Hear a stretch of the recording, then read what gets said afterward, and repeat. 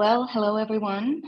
Welcome to our deep dive session, the role of technology in sustainability. And while everybody is joining the call, please feel free to let us know your name and answers in the chat about what's the best cat actually that describes your feeling about technology and sustainability. So I see some answers coming. Ruben, cat number 9. Peter, 10. Muhammad, hello. Cat number 8. Okay. Good afternoon. Good morning, good afternoon, depending where you are in the world right now. Okay. So a lot of cats coming. If you also want to let us know from which part of the world you are joining this webinar, that would be amazing. So we can picture where we are in the world right now, all of us. Okay. Okay, so we've got Zambia, Turkey, Germany, the sunny south of France. I'm joining from Madrid, so a sunny day today here also. Nigeria. Oh, some colleagues joining from snowy Oslo today. Sweden, not sunny. Peter, I'm sorry about that. Kuwait, Turkey, Georgia, Poland, Paris. That's amazing. Just remember, during the whole session, you can use the chat function and also the Q&A function to let us know if you have any specific questions, and we will be answering your questions live. And also you can use the chat for any type of comment, feedback, or whatever. So usually the Q&A just for questions, please, and then the chat for sharing.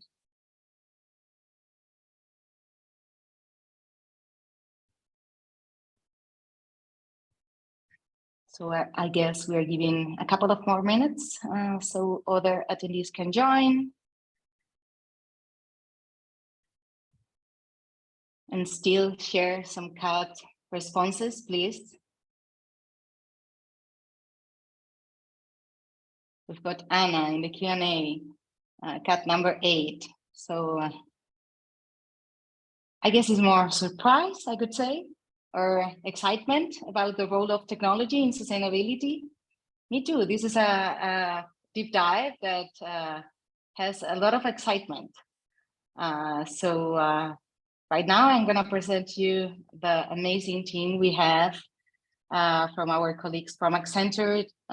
You know, they've been supporting us with this whole accelerator, and actually they will share a lot of insights and great learnings with all of us.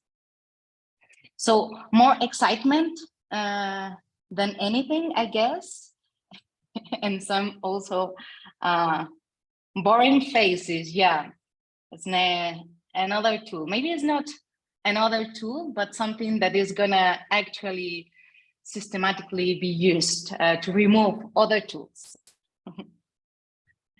So let's kick off.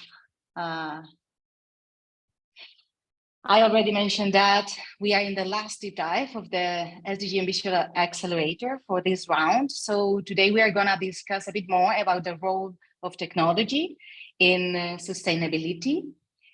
And why are we doing actually the deep dives? From the previous rounds, we understood that we need to develop some sessions in order to go deeper into specific topics that you really want to know more about. So we added these new type of sessions in the round 3 of this accelerator. as part of the program in order to give you an opportunity to engage with our experts in critical and new trends regarding sustainability and sustainability focused areas, to explore market relevant case studies and real world examples. You will see today, we will go through a lot of companies that are actually using technology to improve and increase their sustainability practices. And also we are trying to provide additional learning opportunities outside of the SDG ambition benchmarks. So what are the key objectives for these sessions? We really want to give you best-in-class insights from both the Global Compact and also the Accenture team to all our participants. And also we want to make these resources available for our alumni. And that's right, Michelle, thank you so much. You have available a live interpretation in French and in Portuguese. So please feel free to activate that for this webinar. So it's about knowledge sharing. It's about building more skills for our participants and provide some tools to address the key sustainability topics. And it's about also understanding real world application. So each deep dive highlights actually market relevant case studies and success stories. This is the fifth one. We went through sustainable organizations, sustainable design, sustainable supply or value chain, ESG measurement, reporting and regulation. And now today we are covering the last topic of all, which actually might be the way to make more systematic the approach, which is the role of technology in sustainability. So we've been doing some deep dives all across the program. The four first ones were in the model 1, and now we are in the final stretch of the accelerator, in between some of the facilitated sessions, the check-ins, and some of the content regarding the on-demands. So we want to provide you more information on this role of technology to integrate sustainability in the business strategy right after going through business and data mapping and before our reflections. So maybe some of the insights we learned today are still worth to add in your reflection workshops. And with that, I guess that's it. And Michael, maybe you can present yourself. Michael and Jen, thank you so much for sharing with us all this knowledge. Absolutely. The floor is yours. Excellent. Well, thank you, Natalia, for having us today. And thank you to everyone for joining us. Good morning, good afternoon, good evening, wherever you are in the world. My name is Michael Hughes. I'm part of Accenture's sustainability strategy practice. I've been with Accenture for over 10 years. I specialize in how we use technology to advance and solve socio-environmental challenges. I have a couple different roles within Accenture, but I'm quite proud to lead our relationship with the Global Compact. I've been working on SDG Ambition for over 4 years, so it's great to see how the program has grown and the impact it's had all over the world. But I have a deep expertise and kind of passion for international development, resilience, and sustainable technologies. Based here in New York, and I'm thrilled to be joined by my colleague and friend Jen, who I'll pass the floor to for an intro as well. Thanks, Michael. Super excited to be here and joining you on this webinar.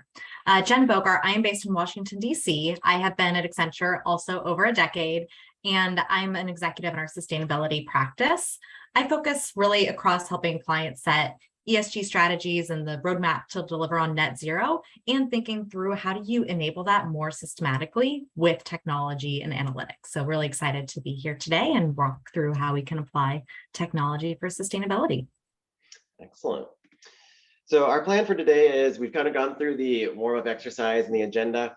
I'll provide a little bit of background on the kind of introduction around sustainable technologies. So what is that action and intention gap we see? And why is technology and sustainability such a challenge for so many organizations? We'll then spend a little bit of time going through the core theory, thinking through the 3 types of capabilities when it comes to using technology in sustainability and to advance the SDGs. And then we'll spend a good portion of the session today really focusing on how we take action around using technology. So this is both by technology, in technology, and across the ecosystem. So really trying to think through how we apply technology in all those different contexts. We'll do a wrap up and we'll save some time at the end for Q&A, but as Natalia pointed out, please feel free to ask questions as we go along. We're going to try and make this as interactive as we can. So please feel free to ping in questions, and then as we kind of have breaks throughout the session today, we'll do our best to answer those as we go through. So again, our goals for this session are really to help develop an understanding around the key pieces of technology that could be used. So we hear a lot about big data, artificial intelligence, blockchain, cloud, the Internet of Things. So really trying to bring that to life a little bit, and what do those terms really mean in the sustainability context. We'll try to provide a few examples around how leading companies are using these tools to actually advance ESG, sustainability, the SDGs, and ultimately why it can be so hard to implement these and how you can try and navigate some of those challenges to really make the best use of the technology you have available. So at the end, we hope you'll be able to really use this three-part technology framework to really apply it to your sustainability goals, try and address some of those key challenges that tend to come up in this technology space, and ultimately be able to speak more confidently to other stakeholders within your organizations, whether they are technologists or not, kind of around the role technology can play in advancing sustainability. So I think part of the reason we wanted to kind of conclude with technology is really the huge potential it has to not only generate positive impact around sustainability and the SDGs, but really trying to think through how it actually also positively contributes to business as well, just from a bottom line perspective.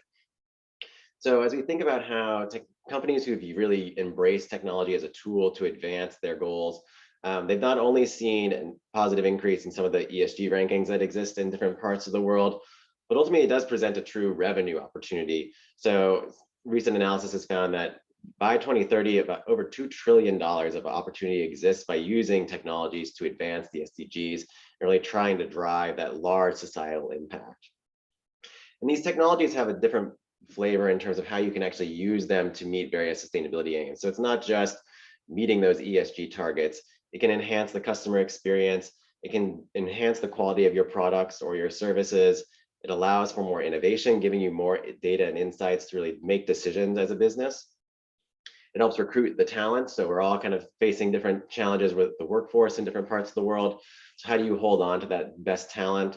And ultimately, how do you drive greater revenue and greater growth using the technology as an engine for that?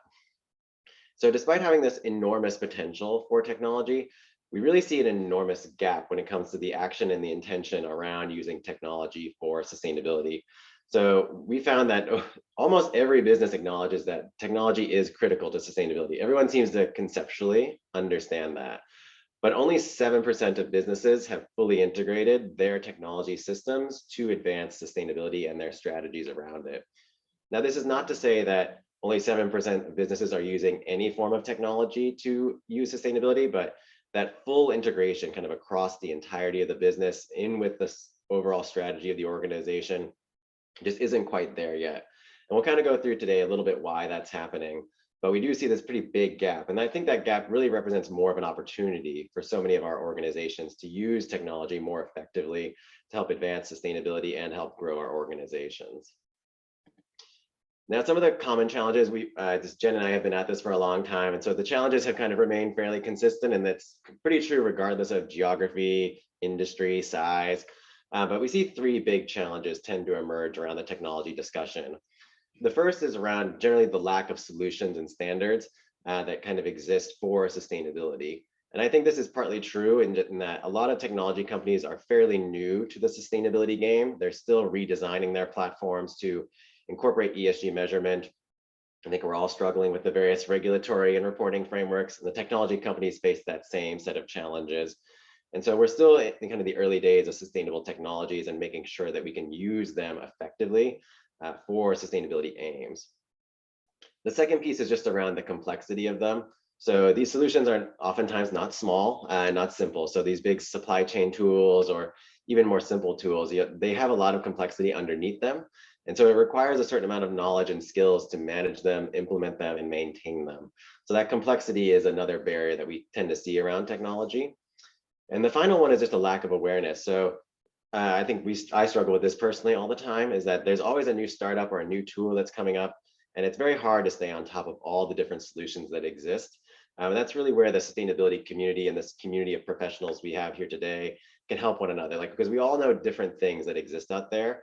And so just being aware of them is also half the battle sometimes. So I think we're all navigating these different challenges, but I did want to maybe just take a moment and collect some of this group's thoughts around what are the main challenges you face when implementing technology in your company. And again, I realize we've got a pretty diverse set of geographies represented here today. We've got a lot of different industries and company sizes. So we'd really be interested to hear your perspective around what are those challenges. And for this particular activity, we're going to use Menti. For those of you who have been in the previous sessions, this is a quick little tool so that we can get your perspectives and kind of share them with the broader group. So a couple different options. If you can go to menti.com, or you can use the QR code if you have your mobile device handy, and just use the code 42650228, and that'll kind of bring you to the questions. And then Alicia, I think I'll give you the screen share to maybe help us see some of the results today.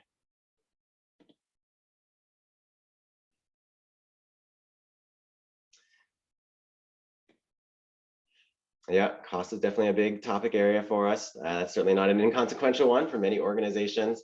And I think we are seeing some companies recognize that is a barrier to advancing sustainability. So there are certain organizations that will provide reduced costs for sustainability tools.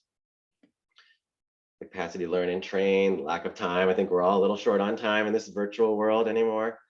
The skills, I think the skills is a big piece and often undersold in terms of the technologies, particularly in different parts of the world. You know, trying to upskill people on these new technologies is pretty difficult. It's hard for myself to stay on top of these skills quite often. So it's always important what technology to use where. So many more opinions. Yeah, a lot of opinions on this. Capacity, I think we've all kind of got a lot of tax. It's very taxing to have to do all this reporting. So how do you balance all those various pieces? All right, yeah, I definitely resonate with a lot of these. The vast amount of opportunities, that's good to see. Excellent. Is it really useful? That's also a good point. Like, does the business case really exist for certain tools? A lot of them are quite flashy and exciting, but do they really bring the value to your organization? I think that's an important one to really make sure you're using the right tools for you. You don't need every tool on the planet to really make a difference. Lack of shared processes.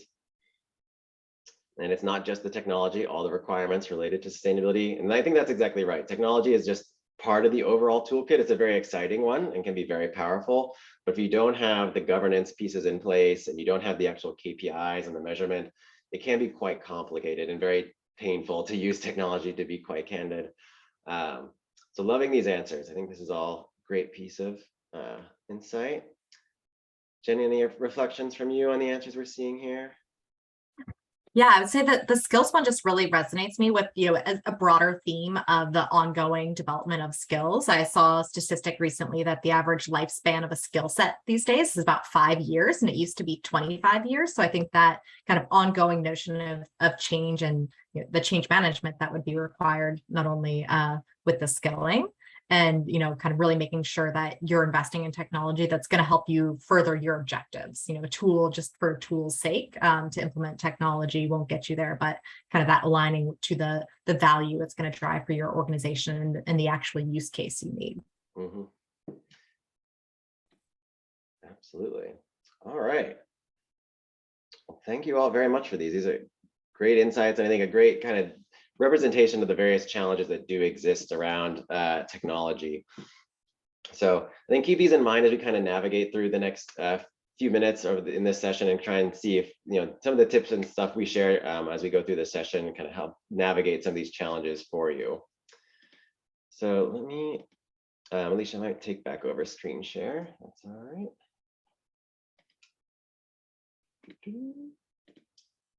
Great. All right, and with that, Jen, I think I will give you the floor. Perfect. So let's kick off the real content here by talking about, when we talk about technology, what are the different types of technology that we believe can really further sustainability? The 3 main types of technology that we identified as part of the Circular Economy Handbook were digital, physical, and biological technologies. We'll start with digital. Digital is technology based on computer, electronics, computer science. Sorry, if you want to go. Oh, sorry. Go when you think of digital, think of things like cloud. We'll dive into this a little bit more. Then we've got physical. These are based on materials, energy, and how these things interact. Think robots, machines. And then biological. These are technologies based on living organisms. So some really cool innovations happening here. We'll reference, as you saw, a little bit more of a deep dive on each of these and bring to life the content and technologies that have been identified by the Circular Economy Handbook. So now diving into digital, there were 9 key technologies identified by digital technologies that can help really drive ESG impact of the hundreds of technologies out there. So the ones that are really critical are machine learning, machine vision, blockchain, cloud and edge computing, big data analytics, digital anchors, Internet of Things, mobile devices, and digital twins. We'll zoom in a little bit to Internet of Things, as this has been identified as one of the critical technologies for SDG ambition, as well as one that we're already seeing strong adoption on. We saw that 73% of companies have already started to adopt Internet of Things, or also called IoT.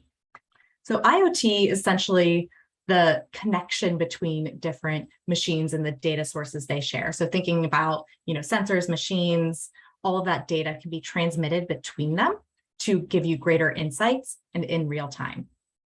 One really interesting example of this is City Taps. City Taps is a smart metering organization, and they partnered with Niger, the national utility there, to identify, using their smart meters in rural areas where they don't have as good of access to connectivity and data. So they implemented smart metering. So now people are getting better paying as you go and really based on their use. So they've decreased the amount people are billed by 15x by being able to have that visibility.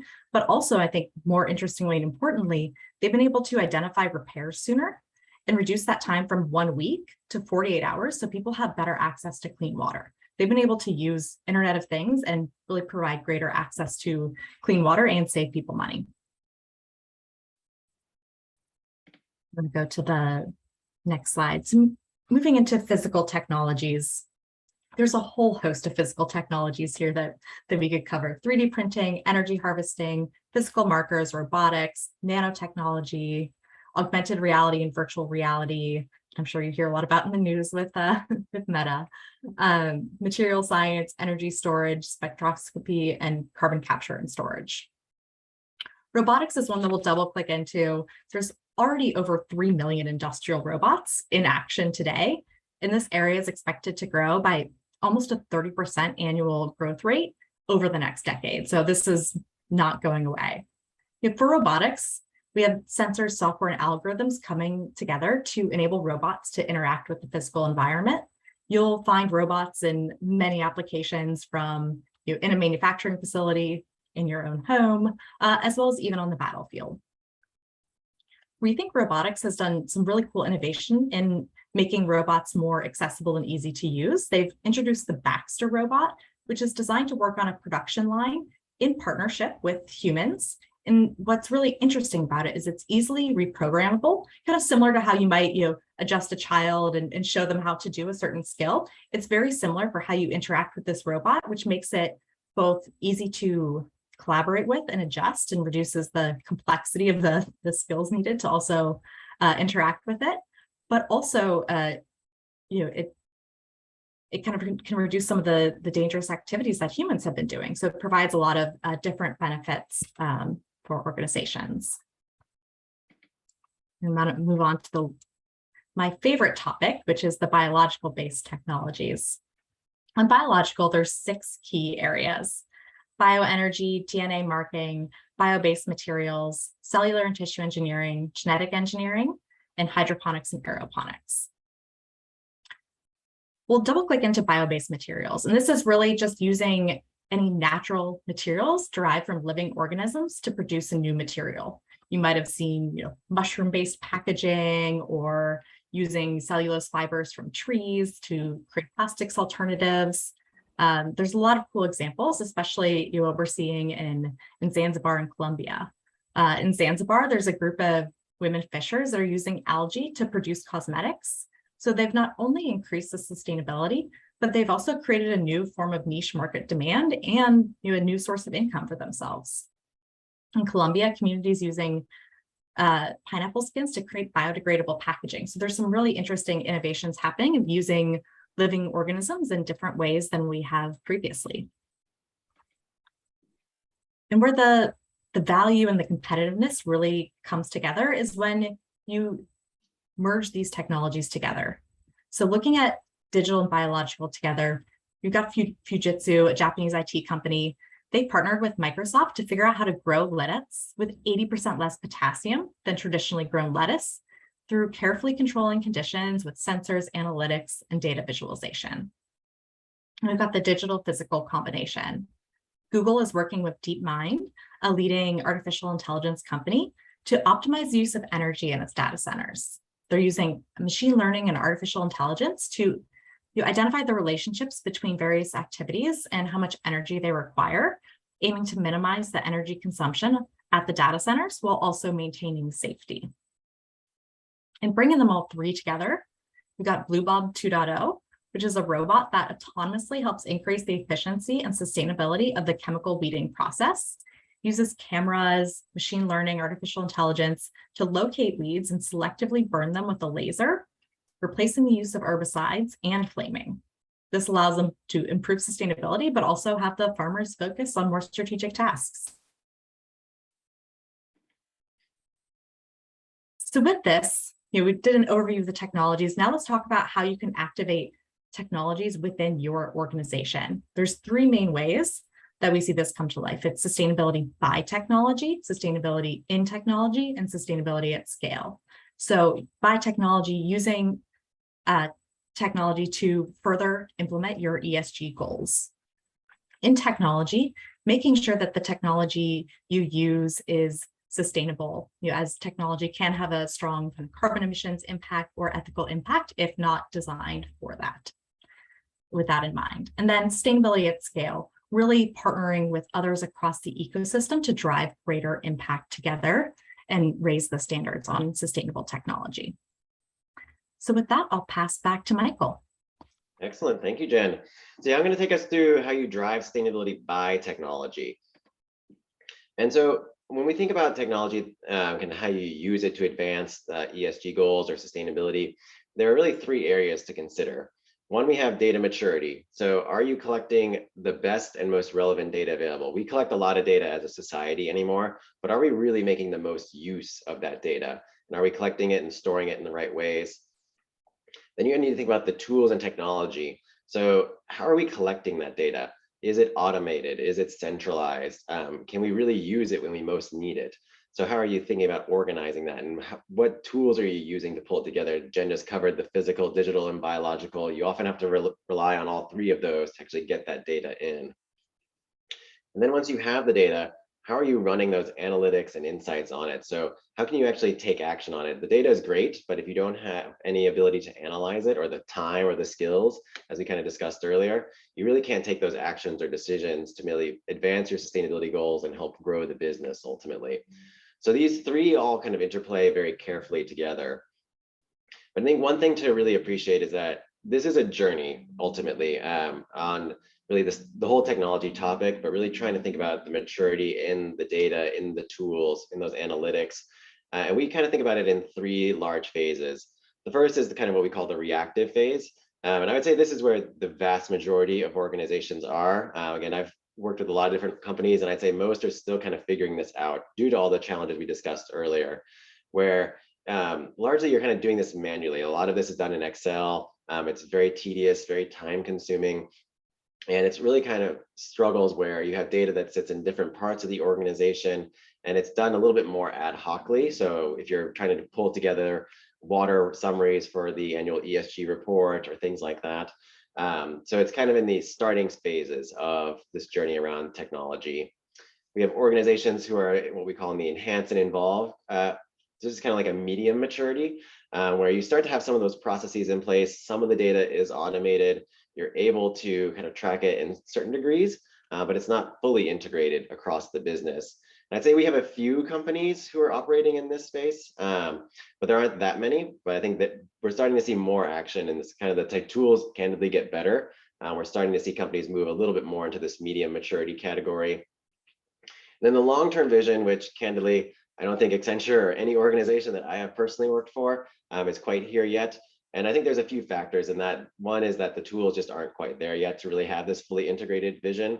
But I think a lot of organizations are striving to get here and are trying to work with the technology sector to develop the tools. But the vision here is to really have that data visibility across the entire value chain of your organization, so that you are able to make those insights. It's very automated. You can check it in real time.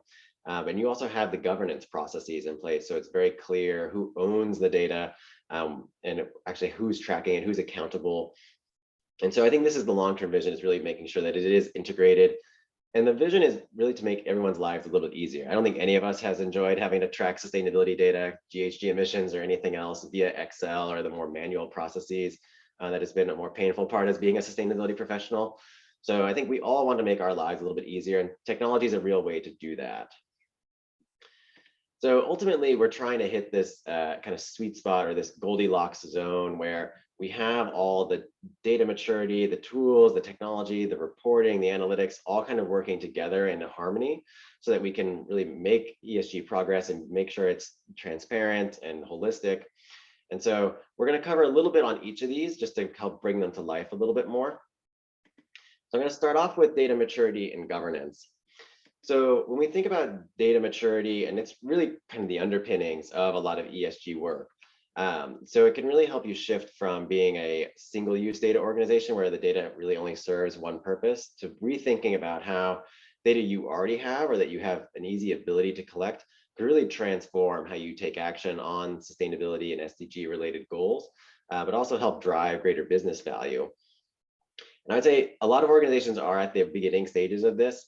Most have a fairly low maturity when it comes to actually using data for business intelligence or kind of making business decisions. And most of the data that an organization collects is unused. It just kind of sits in servers and in the cloud, and it's never really utilized to its full potential. But there's a huge amount of potential value and opportunity for us around this, not only from a SDG perspective, where we have potential billions of tons of carbon that we could be reducing through using a tool like digital twin. And that's only for a handful of processes. If you think about the entirety of the private sector and its enormous complexity and power, we could really do a lot of really interesting things if we had this data at hand. And so you can see at the bottom kind of this curve, this maturity curve, specifically around the data piece of this. So this is where you kind of move from having very simple KPIs that are not collected particularly frequently. So this may be on an annual or semi-annual process. And there's really not the visibility across the organization or at the kind of executive team perspective to actually make decisions around this data. So it's kind of fragmented, it's pretty manual, it's a little tedious and painful. So ultimately we want to move along this curve and make sure that we have clear KPIs and ownership. So whether those are related to the communication on progress for the Global Compact, whether those are for your own regulatory reporting, really making sure that those KPIs are very clear around what data do you need to collect and who owns that particular data. And then how do you actually shift to more real-time tracking? So it's not a highly manual process that you have to go back and kind of collect all the bills and do all the analysis, but that you can pull it up on a dashboard and that you can actually use it in real time to make different kinds of decisions. And then the real vision is to have it kind of fully visible across that value chain. So not just within the four walls of your organization, but really think about how you build more robust data models and really take advantage of that data. Because if you have it, you might as well use it. So how do you make sure it is kind of holistic and you can actually take the best use of it to make better decisions? So as we think about some of the key considerations around data maturity, some questions to maybe reflect upon are, how detailed are your KPIs? Are they granular enough? So are you collecting data, for example, if you're a manufacturing company, at a plant level, so where you actually make all the products, or can you get down to the individual product level and kind of say, for this specific toothbrush that I'm using, are we using the right plastics? Are we using biomaterials like Jen spoke about earlier? What are the choices we could be making? So trying to think through what are those types of KPIs. And then to what extent does the data that we collect actually tie to those? So do we already have to measure those KPIs? Do we need to think about new processes or systems or individuals to actually help collect that so we can make decisions against those kind of metrics and KPIs? And then how much effort and how many resources and people does it take to actually take action on these? Because it's one thing to kind of collect it and then pull it all together, but to the conversation we had earlier with the mentee, oftentimes it is kind of a capacity constraint. Do we actually have the ability to analyze all this data and to actually make decisions against it? Or do we need to rethink how people are working and what their workload looks like? And then finally, how much of the actual supply chain or value chain is covered by this? It's one thing as an organization to kind of have your own operations, but how are you thinking about influencing beyond that to your suppliers and your overall value chain? So trying to think about just the expansiveness of the potential use of this data.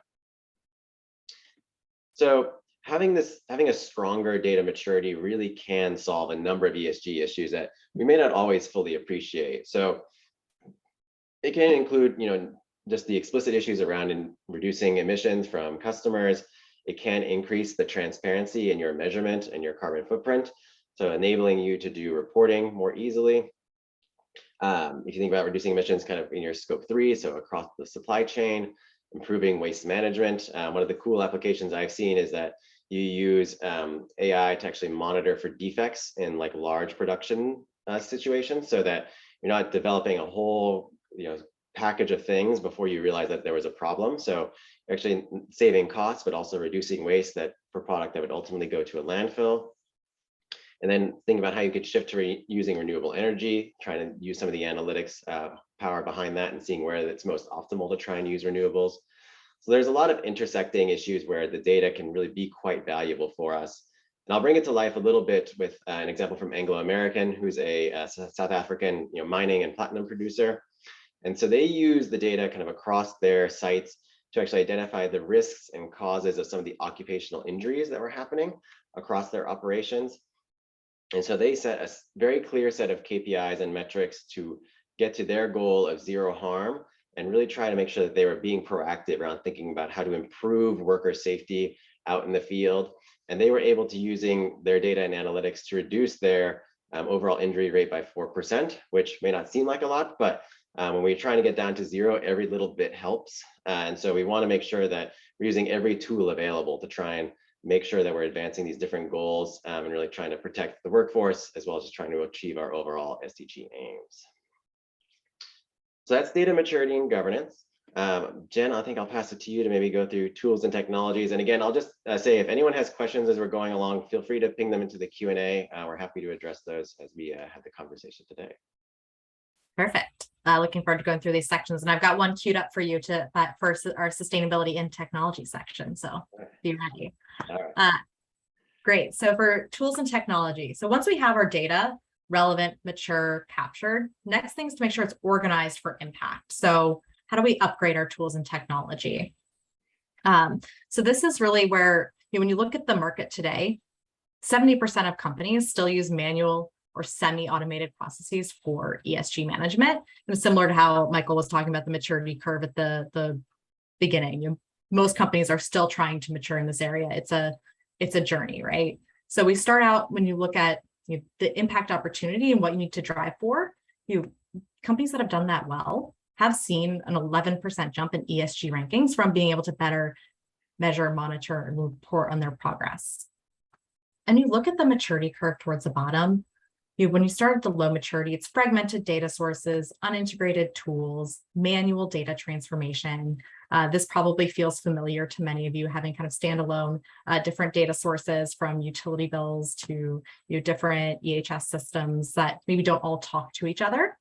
And when we look towards the higher maturity, it's really fully integrated data sources with real-time refresh and streamlined processes that are enhanced by automation. So you can get better real-time insights and information available to drive action. So as we move into, let's bring this to life with some examples. So let's talk about two very different types of organizations First, we'll talk about Unilever, a multinational consumer goods company. About more than a billion people, I think 3.4 billion people use their products every single day. So they have kind of quite some scale and reach here. One of their goals was, how do we proactively monitor occupational injury and illness rates? And what they did was they were having trouble, they were struggling manually tracking this data. So they implemented a new software tool to help calculate more detailed metrics, especially like the lost time injuries frequency rate. So with this better data, they were able to improve the data collection reporting. So not only is the number that they put out to the market and that they're tracking against is accurate, but once that's better, monitored, they can manage against it and start to identify root causes, which we'll talk about more in our in the reporting analytics section. And next is Step. They're a nonprofit based in India that focus on education. So their goal was really, how do they allow equitable access to education regardless of their background?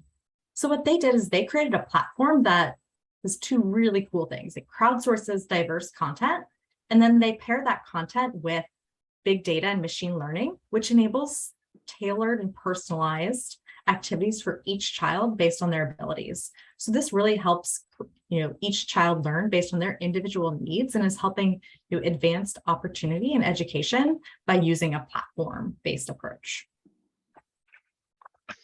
And quick pause there. We do have a question actually around how can we justify the use of additional technologies to help us manage the data more effectively? We definitely struggle with gathering this data, but it is ultimately done either way. Well, I think part of it is, how can we gather the data using technology? It might not be necessarily more technology. I think it's, how can we look at, if you're talking about supply chain emissions, you're already gathering data on what you're buying in your maybe SAP Ariba platform. How can we actually use the data we're already gathering and layer in that ESG impact? And also just how can we help get it more frequently as well to drive action? I think the value case is also very important when thinking about data capture. Yeah, well said. All right. Keep moving forward, Jen. Yeah, let's keep moving forward. Right. So then getting to reporting, analytics, and performance. Now that we've got our data, it's the best possible data. It's integrated and automated within the organization, so we're able to find our data. Now let's talk about how we create the actionable insights that ultimately get us to driving that SDG impact. What we found from our research is that nearly half of organizations struggle with this. They either haven't defined the ESG KPIs they need, or they don't have the right data sources to measure them. When you're able to drive insights and use that data, people have seen increase in engagement, whether it's looking at their website or other things. So when you have the data and are able to use it, you can really drive performance. But it's definitely, I think of the theme of the technology session here is, it's definitely a journey to mature, and kind of each step of improvement can help you drive impact and value as you look towards getting to that really high level of maturity. As you look at the curve below of the maturity, when we think about the reactive side, data is typically used on an ad hoc basis, retroactively. There's lack of centralized dashboards, and you're only really gathering data and insights when you have a question. On the flip side, as you look at the high level of maturities, you're being really proactive in performance management across the value chain, and using this to be, anticipate where you can drive impact and really use it to inform planning and decision making instead of just when you need it in the end. So as we want to go to the next slide and see what technologies people are deploying, when we looked across how the market is measuring performance in one specific topic area, which is carbon emissions, we saw they're applying a variety of technologies to help measure carbon emissions today. Most notably, cloud and AI, with over 70% of organizations using cloud and AI to help better measure their carbon emissions. as we look at a case study, we've got Alibaba. You're likely familiar with them, large Chinese tech company, not dissimilar from Amazon. Their goal was to use data to accurately measure, report, and reduce emissions. They combined both cloud and AI into a sustainability platform to help automatically measure ESG performance across the value chain. With this, they were able to have better visibility into their ESG performance in near real time and recommendations for how to really optimize their ESG performance and ratings. You want to move on? And each of these separately is important to mature on, but the real power and differentiation and impact comes from when you mature all three of these together to ultimately get good quality data and insights that you can action to improve your ESG maturity. So with that, we can maybe pause. I've seen a few questions come in. So I think there was a question around, how has Ayers Web, or like broadly, I know we've talked about a couple of different examples around occupational injuries. And so, around those specific tools, they come in a few different varieties. So oftentimes they're trying to look at, when are accidents occurring? Are they occurring at specific times of the day? Are they occurring under specific shift managers? Is it limited to a certain piece of equipment? So it's really trying to help identify a point of investigation that you can kind of look at a little bit more closely and try and monitor and find a remedy for. Because there are often patterns when it comes to safety incidences. And then if you can identify it in a particular facility, then you expand it out beyond that. So I'd say that's kind of the simpler version of what these kind of occupational safety technologies are largely based around. There are more advanced ones where they're using image recognition to detect if certain things have spilled or if things are at risk of falling. Those are pretty advanced in like high-end manufacturing and kind of warehouses.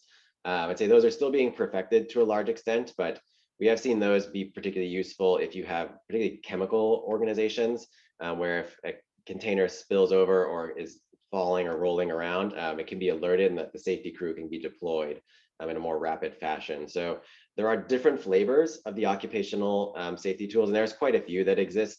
We highlighted a couple of here today.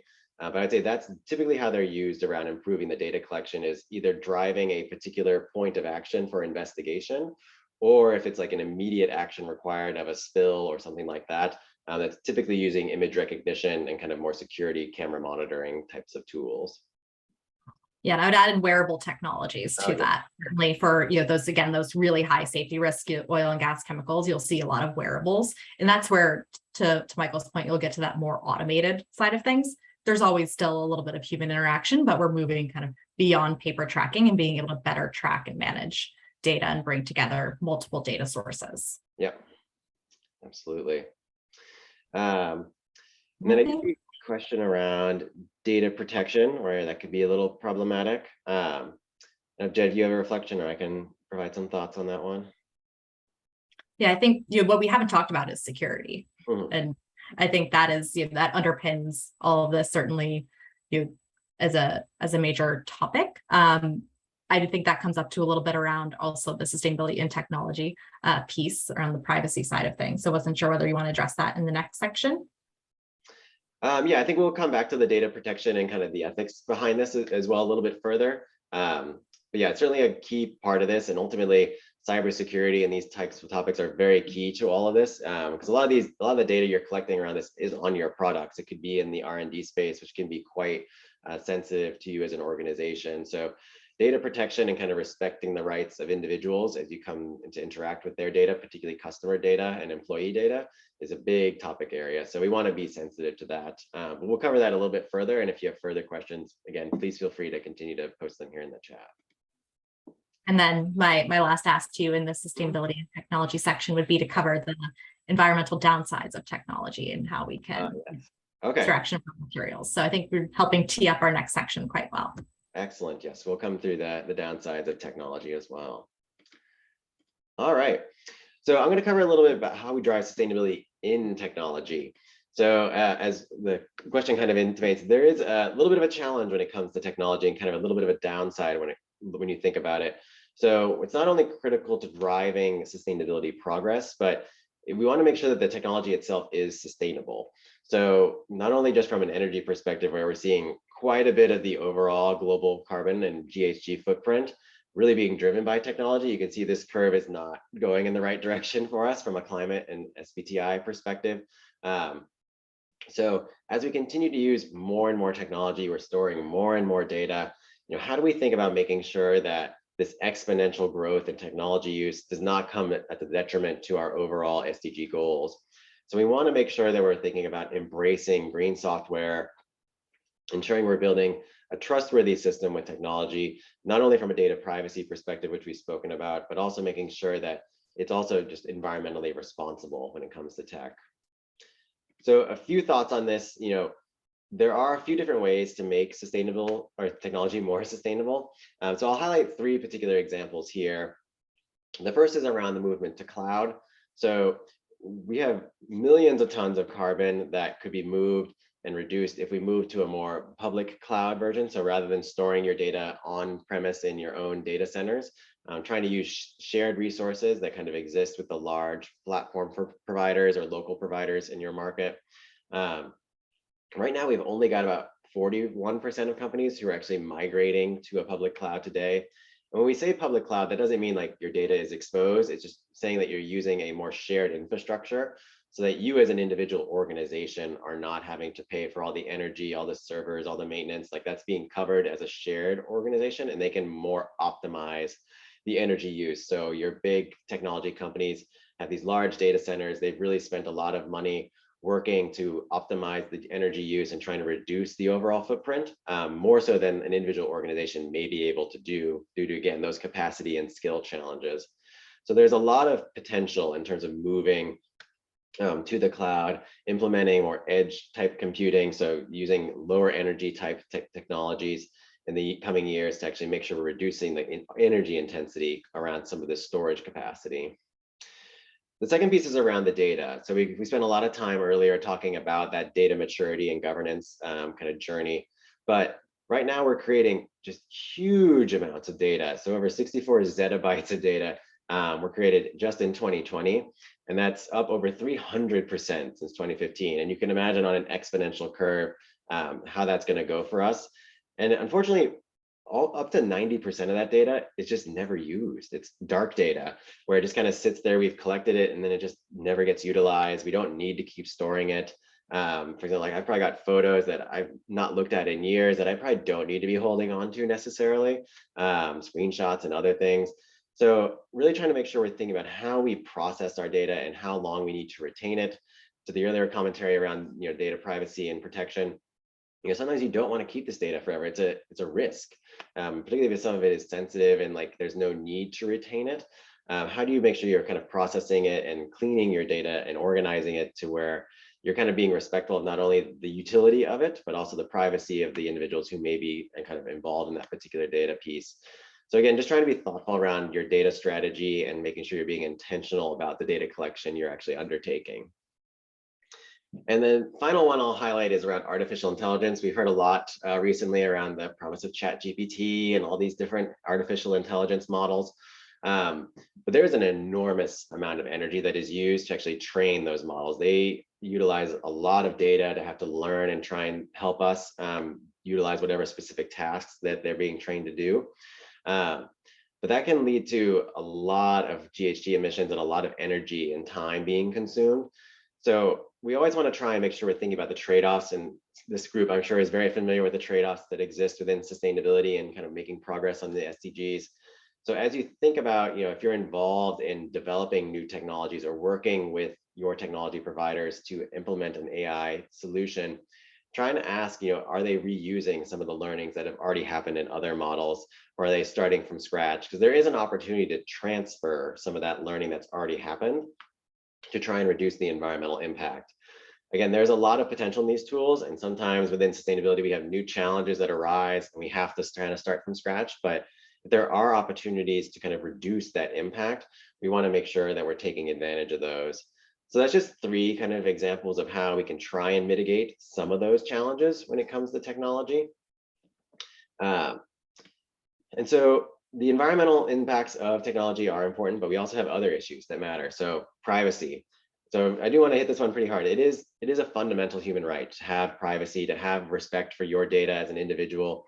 And it's critical that we uphold that as best we can as this data becomes more prevalent and we're collecting just zettabytes of it every year. And there are tools we can use to help make it more secure. We've heard a lot of promise about blockchain and kind of these distributed ledger technologies, where we're removing some of the third parties where that data could be, exposed at different points. So trying to make sure we're being respectful of that privacy and taking the necessary steps around security. And this adds further to the complexity. These tools are all very exciting. They're really cool. I love thinking about them, but you do have to layer on, like, there is a security element to it. There has to be reviews, make sure that the data is protected, that it kind of adheres to whatever security your local governments or regulators are kind of adhering to. So the privacy piece is not a small one. It is a big thing. There's a lot of complex legal pieces around this with GDPR in Europe and a number of others kind of in different parts of the world. So privacy is a very big topic when it comes to technology. There's a fairness element to this. I think we've all kind of seen examples where AI and different algorithms has really skewed to making unfair or kind of inconsiderate decisions. They are often examples of bias, whether those be for people with disabilities or in different minority categories. Based on how they are trained and how they learn, they can inherit some very poor human qualities sometimes, where we are kind of exposing those more minority communities.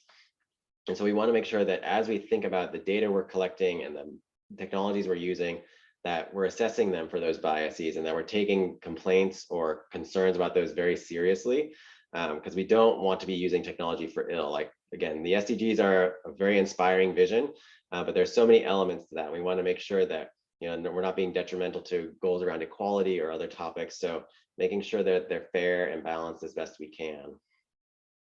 The final one is around transparency. So we want to make sure that, again, if we're collecting all this data, that we can be as transparent about our progress as we can be when it comes to achieving the SDGs. So, and this is also true around how we're actually developing these technologies.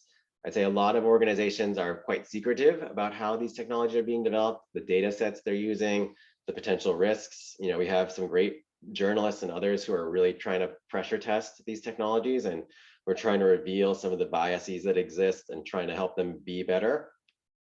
But ultimately, we want to make sure we're facilitating discussions where, as technology is being developed, it is respectful of the various environments in which it's going to be used. It's not taking advantage of certain communities, and really trying to make sure we're involving the different stakeholders who need to be involved, whether those are civil society, other actors within the private sector, governments, NGOs, trying to make sure we're thinking about all those different players, that they can provide perspective and opinion as these technologies are developed, and not have to do it retrospectively once the technology is kind of out in the market.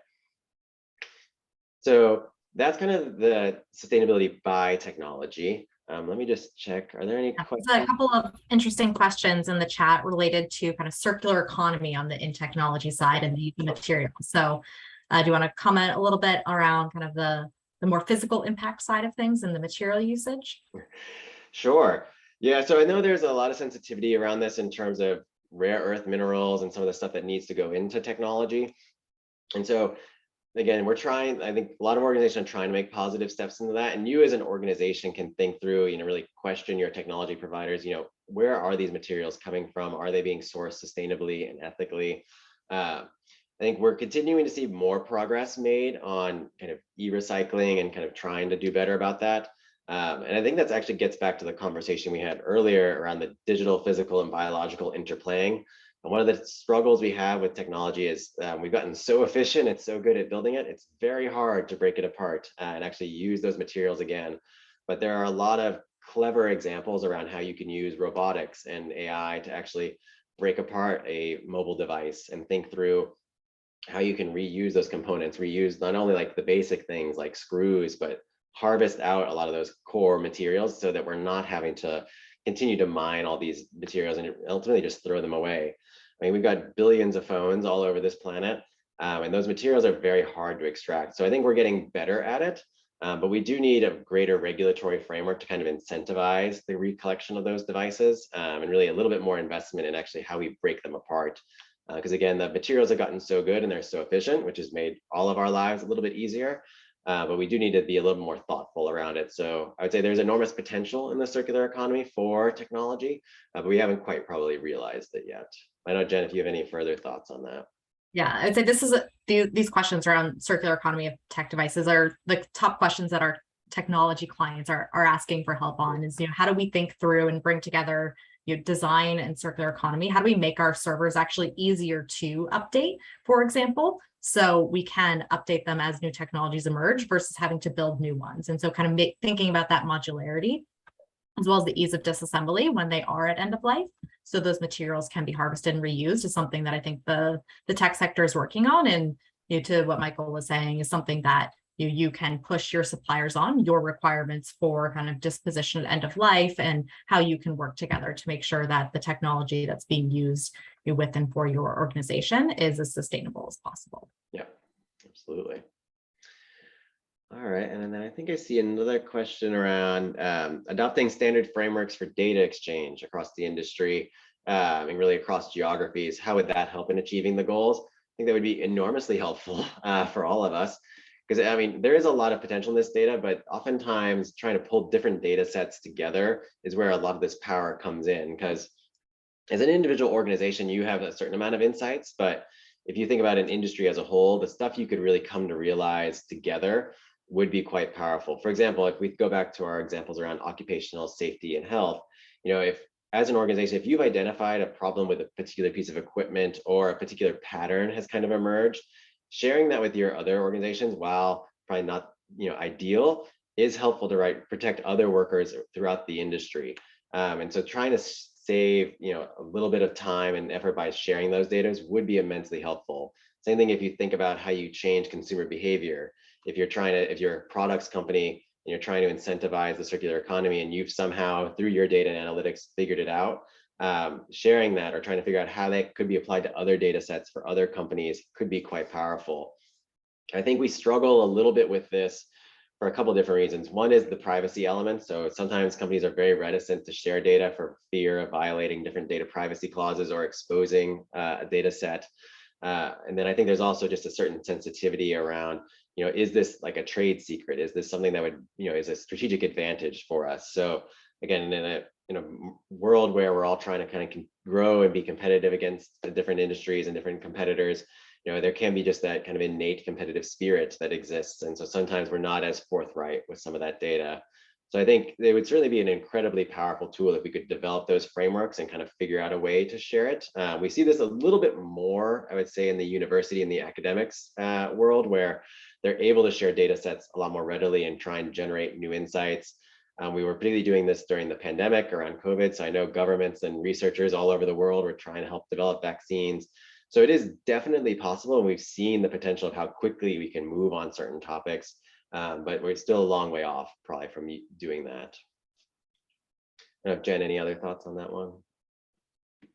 No, I think you covered that. I was just going to drop in the energy consumption point. I know we talked about carbon emissions, but we didn't actually talk about kind of what's driving those emissions, which is most, two parts, right? It's the energy source as well as the amount of energy you consume.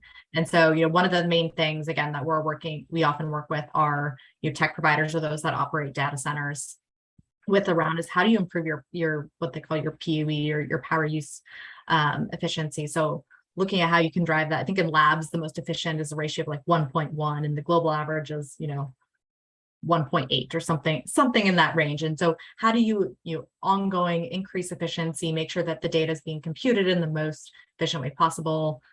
So looking at how you optimize that metric, and the actual energy consumption is a key component of how we think about reducing emissions, and is a very fundamental metric in the computing space. Absolutely. Excellent point. All right, we'll keep the questions coming. We'll do our best to kind of keep answering them as we go along here.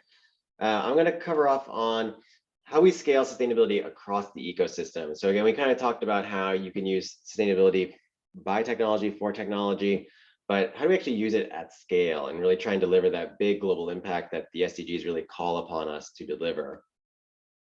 And I think everyone here could probably acknowledge that no single organization is address the SDGs in isolation. We have to work together, and we really have to try and drive that ecosystem impact at scale. And so, a number of organizations are collaborating in different industry consortiums, alliances.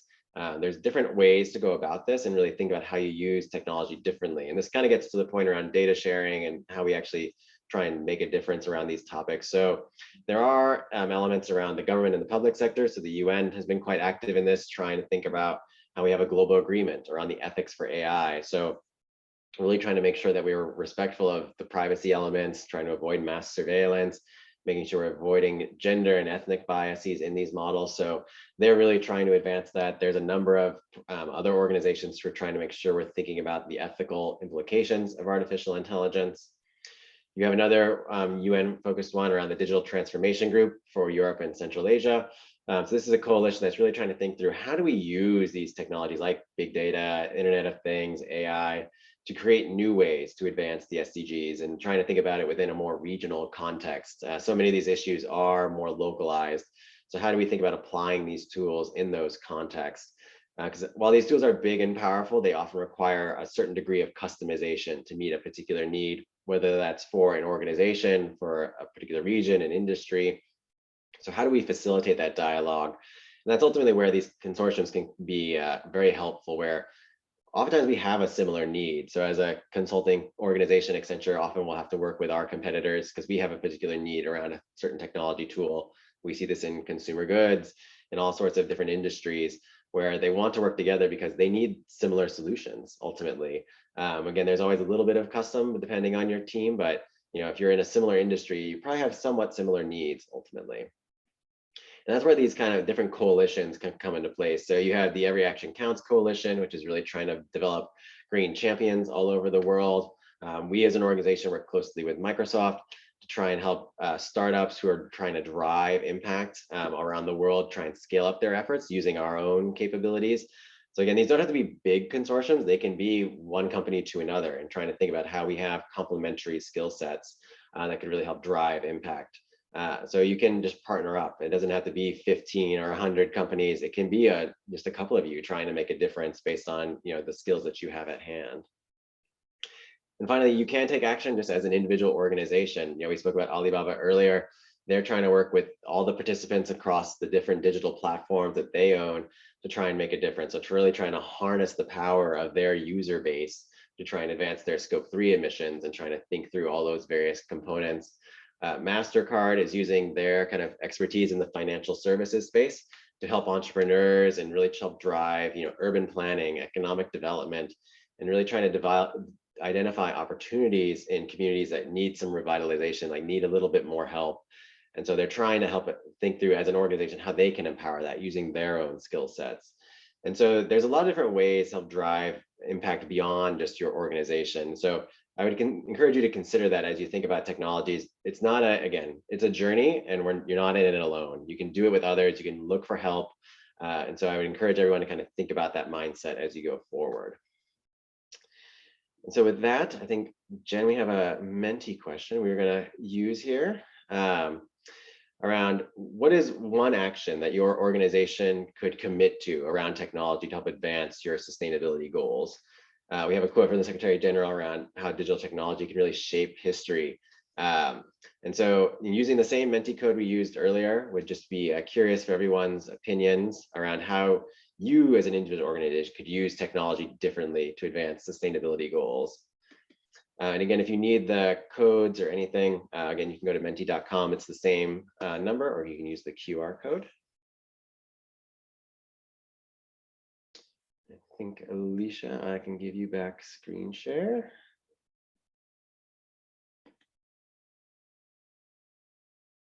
Let's see.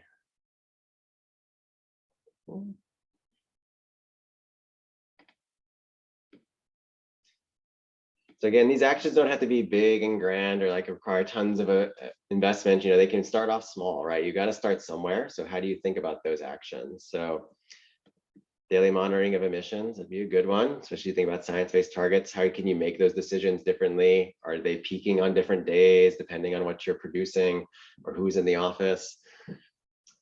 electrifying the fleets. We do see this quite a bit for a lot of big industrial companies. How are they trying to transform their fleets, which are very energy intensive, trying to get them off of the fossil fuels? That can be a long journey as well, as we think about large agencies.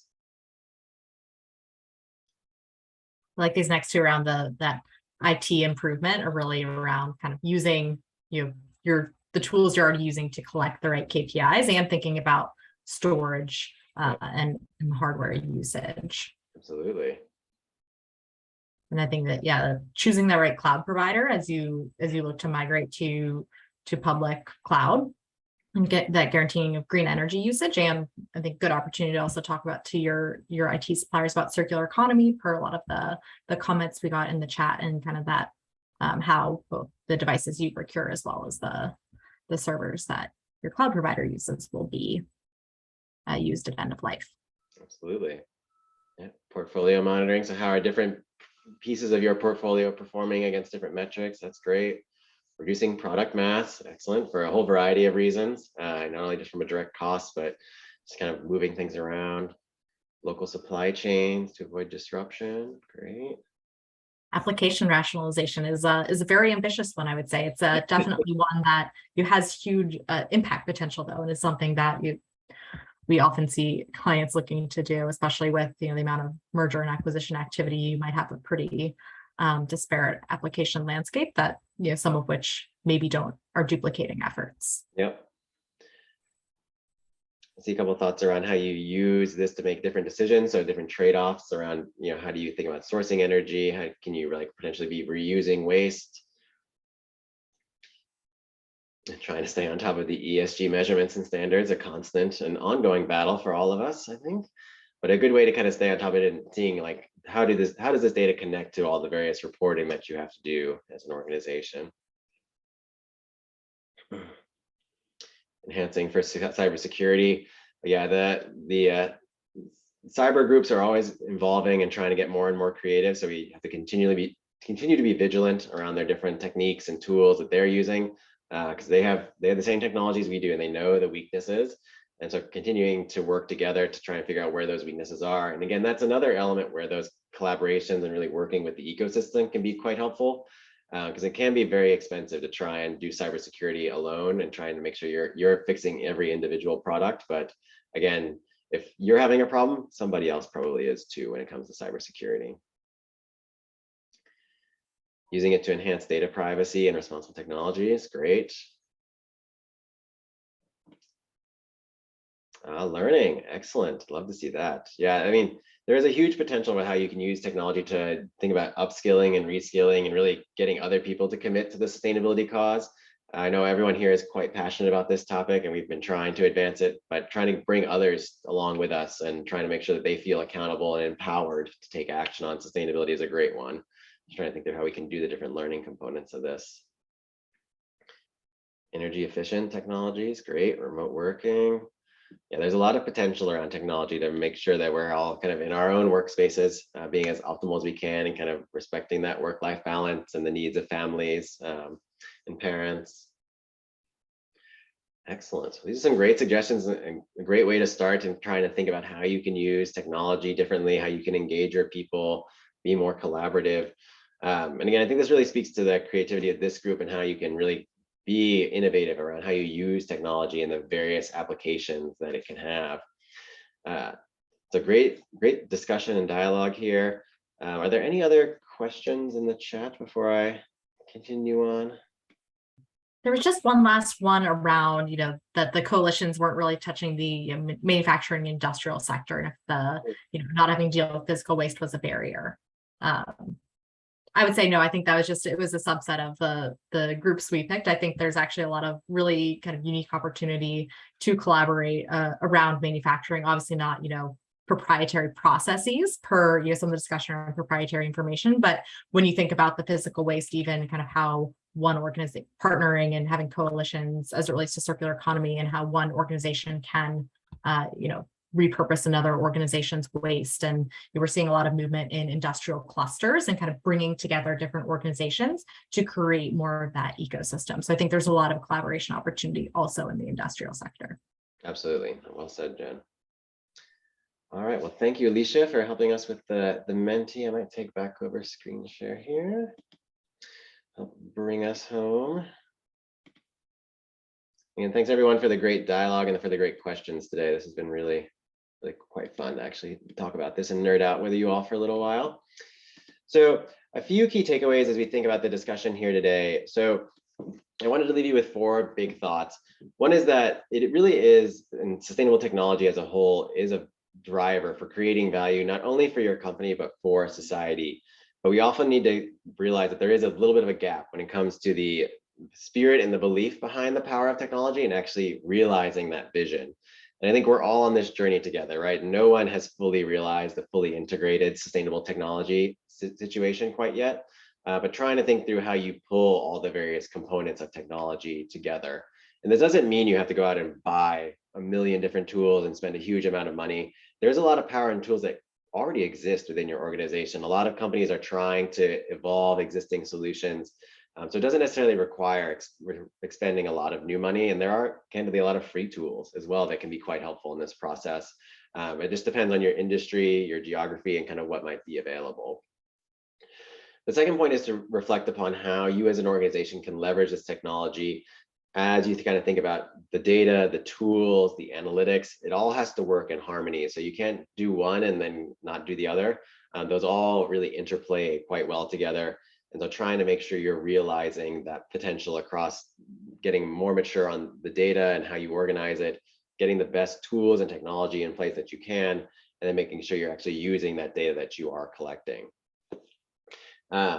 So again, the technology is great on its own right and really helping drive sustainability impact. But as we've kind of had quite a bit of discussion around today, there are some downsides to the technology itself, whether it's the materials that are being used, the mining involved, the energy it's consuming, or what you do at the end of life when it comes to that particular piece of technology. So trying to make sure that the technology itself is not only environmentally responsible, but that we're being considerate of the privacy, the fairness, the transparency elements of this. It's important to keep all those in mind. Again, privacy is a human right. So how do we think about maintaining that as an organization and in these coalitions we're a part of? We're all responsible for advocating for that. So we want to make sure we continue that dialogue. And the last piece, as we've kind of continued to highlight, is that this is not a journey to do alone, right? None of us can achieve the SDGs on our own, and no one needs to go through this technology journey by themselves. So we have to work together as an ecosystem to really effectively leverage these technologies, hold the technology companies accountable for the values that we hold, whether those are on the environmental side around this tech or the data or the privacy, fairness, and transparency elements. We have to work together and really try and push this agenda forward and get the next evolution of technologies available to us to make the biggest difference we can. So in that spirit of kind of evolution of technology, I do also want to share a little bit about the evolution of the SDG Ambition program, since we've got a number of participants here today. This program is also always seeking to evolve. So I did want to highlight that recently launched was a new benchmark around equal pay for work of equal value. So this is our latest kind of benchmark that's available as part of the program. This one was launched earlier in the year. And so we're quite proud to have this one joining the roster of our existing 10. And I will highlight that there are a few more coming that are currently in the works and in the review process. So keep an eye out for those in the coming weeks and months. So with that, I'm happy to open the floor for any questions. Again, feel free to ping them in the chat, or if any of our friends from UNGC have any thoughts they'd like to share, feel free. We've got one more question in the chat around how do we promote circular economy practices such as upcycling and recycling? I think there's a few levers that you have at your disposal. One is, of course, working with whomever your supplier is to specify, that you want circular computers, and you make sure that you give them back, they take them back at end of life. Another would be working with an IT asset disposition organization or an ITAD. They work on a lot of the harvesting of these materials to ensure they go to the next highest use opportunity. And the third would be participating yourself in terms of, maybe you're buying the refurbished equipment and kind of helping create and further that market. Mm-hmm. Absolutely. I also see a question around the role of government policies and how those can play a role in the development and adoption of sustainable technologies. So I think there's a couple different elements to that. I'll cover maybe the development piece first. So when we think about the development of technologies, as we discussed earlier, we want to make sure as we're developing them that they are responsible, ethical. It's really trying to make sure those rules and expectations are in place for technology companies, but also trying to make sure that we're investing in the technologies that we need. So whether those are carbon capture or other tools, making sure that if you're going to subsidize industries, that those industries are, positively contributing to the SDGs. So trying to make sure that those regulatory and incentive models are there.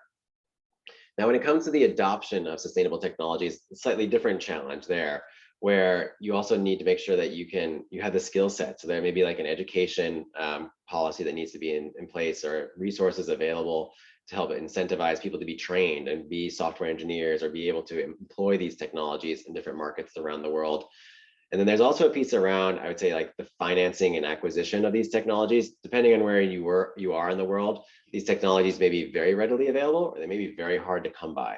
And so governments can be a very effective mechanism to try and incentivize that technology transfer. Because again, we can't have these technologies only sitting in certain parts of the world. We need them deployed everywhere.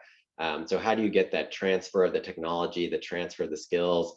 And then there's a certain amount of just financing that needs to happen to get some of these technologies available as well. So I know we've had certain discussions around the different funds that exist within the UN system that they're trying to organize between developed economies and developing. And so we're trying to think through how you do the financing piece of those. So government plays a big role in this. And so advocating and lobbying for effective policy is also a very effective mechanism. Excuse me. All right. I saw one question actually come in via the chat instead of the Q&A, just to flag around the role of water in the water industry. This person says water industry is considered as center of the SDG goals. Do you have any views really on the connection between water, innovation, technology at the intersection of the SDGs? Sure, I can take a stab at that, and Jen, feel free to weigh in as well. I think when it comes to water, again, that's a very precious resource in lots of the parts of the world. So when it comes to that, when we think about the technology uses around water, it's often around like efficiency and monitoring for leaks and other things, because a lot of water just goes to waste. Like we spend an enormous amount of effort treating it and transporting it, only for it to seep out of old pipes and things. But oftentimes we just don't know that. Part of the reason we want this more like real-time data monitoring is so that you're not realizing that you have a leak at the end of the month or whenever your bill comes. You can fix it pretty quickly. So when we think about sensors in your different infrastructure, or just trying to monitor like the water flows at different points, you can detect those quickly and make sure you're not wasting water. Same thing around using the data sets to try and collect around how you are using water and potentially optimal uses, because sometimes you can think about how you better use water using some of those analytical insights and the data sets you're collecting. But I think technology and water play very closely together, whether that is in the treatment of it or in the actual use in manufacturing or other contexts, and how we can protect that. So I think those are a couple of different examples. Jen, I don't know if you have any other thoughts on water and technology in that particular intersection. No, I think you covered the majority of it there. Yeah. We've got another question that brings together both the latest standard that you announced around gender balance and how we can use technology for that. So curious if that came up in the development of that standard. Good question. So I think as we think about the gender equity discussion and really the equal pay for work of equal value, it's really trying to make sure that as we consider across the workforce, this is really using more HR technology or human resources technology within a company, making sure you're tracking, how are we compensating individuals? Is everyone at the right level of compensation? Trying to make sure you're setting up the systems and the cross checks for that. But this topic is very kind of layered in a lot of ways, where it starts at the very beginning with recruitment, how you use it to make sure that when you're screening resumes, for example, there's no bias that it kind of exists in those. Same thing in interview panels. When the individual is in an organization, how are you making sure that they're being fairly compensated in comparison to their peer set? And how you actually ultimately retain them as well. So that's really using more HR and kind of your workforce technologies to make sure you're having those insights around how the compensation is playing out. Is it being done fairly? How is it being checked and audited? So technology definitely played a role in the development of that particular one. And I think it's a big one in terms of just holding the accountability for the various gender equity topics. It's a great question. Yeah, and kind of building on that, kind of to the second part of the question around kind of the types of work, I think actually technology, and speaking of robotics, as we covered earlier, has the opportunity to actually, take over some of the dull, dirty, and dangerous work that no one wants to do. And when you look at, a lot of the industries that have that dull, dirty, dangerous type work, like whether it be mining, manufacturing, et cetera, you see that they're very male dominated. So I think as we look at how the job profiles are changing, and actually, manufacturing is becoming much more of a technology job, I think that can also help, increase the diversity of people joining these different types of workforces than we've seen in the past. Yep. Excellent.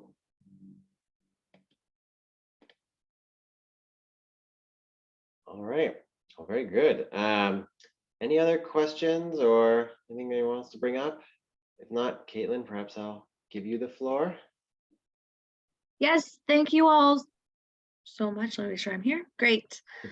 Thank you so much to Michael and to Jen for sharing these insights, your expertise, for responding so actively to the questions.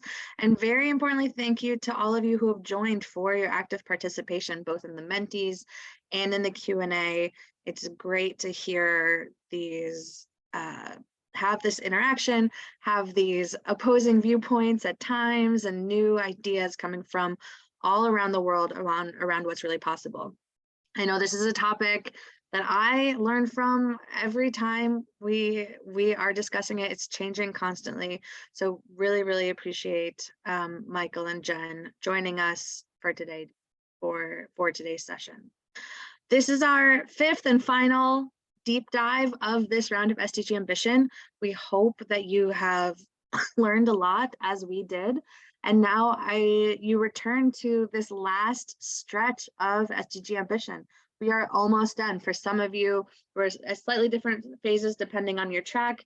Some of you may just be doing the data and mapping. Some of you turning your attention to crafting your pitch, finalizing your 3, 6, 9 month activity plan, and completing your 8-step approach for your new ambitious goal. We're so excited to see everything that you are working on, working to achieve in this last month to 6 weeks, and look forward to all that's to come. Thank you all so much for your time, and we will be in touch. Take care, everyone. Thanks for joining.